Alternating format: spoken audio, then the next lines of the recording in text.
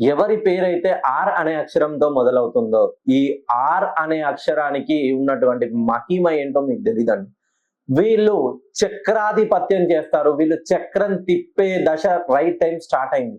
So are అంటే తులారాశికి సంబంధించిన వాళ్ళు. సో ఈ తులారాశికి చెందిన వాళ్ళు వీళ్ళ జీవితంలో ఎలా ఉంటుందనంటే, ప్రతిదీ తల్లిదండ్రుల ద్వారా వచ్చింది వీళ్ళు ఏది వాడుకోరు, అత్తామామల ద్వారా వచ్చింది ఏది వాడుకోరు. వీళ్ళ సొంత కాళ్ళపైనే నిలబడాలని ఎంత అప్పులలో ఊబిపోయినా ఖచ్చితంగా ప్రతిదీ మా కష్టాతీతంతో ఉండాలని అహర్నిశలు కష్టపడతారు. రేయింబవళ్ళు కష్టపడతారు. వీళ్ళు పెట్టుబడులు పెడతారు, కానీ అనూహ్యంగా నష్టాలే చవి చూస్తారు. వీళ్ళు ఉద్యోగ ప్రయత్నం చేస్తారు, విదేశాల్లో స్థిరపడాలని. ఎవరైతే ఆర్ అనే పేరుతో మీరు విదేశాల్లో ఉండి మీరు ఎంత ఉద్యోగం చేసినా డెవలప్ అవడం లేదా, మీరు వ్యాపారం ప్రారంభించిన అనతి కాలంలోనే అనూహ్యంగా నష్టాల పాలవుతున్నారా, మీరు ఇచ్చిన పెట్టుబడితో మీరు పెట్టిన పెట్టుబడితో వేరే వాళ్ళు దేదీవ్యమానంగా డెవలప్ అవుతున్నారు, కానీ మీ జీవితం అక్కడే ఆగిపోయిందా?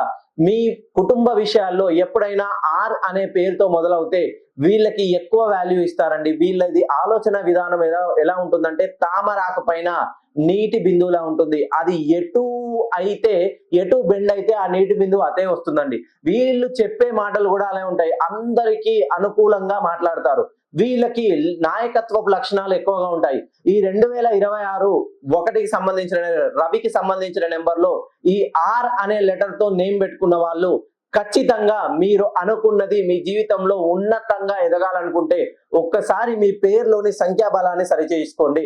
ఎవరి పేరైతే ఒక ఆర్ అనే లెటర్ తో స్టార్ట్ అయ్యి 4 లెటర్స్ ఉన్నా, 6 లెటర్స్ ఉన్నా, 8 లెటర్స్ ఉన్నా ఖచ్చితంగా మీ జీవితంలో కష్టాలు తప్పవు. ఈ కష్టాలన్నిటికీ శాశ్వత పరిష్కారం న్యూమరాలజీ ద్వారా మీ పేరులోని సంఖ్యాబలాన్ని నేను సరిచేసి పంపిస్తాను.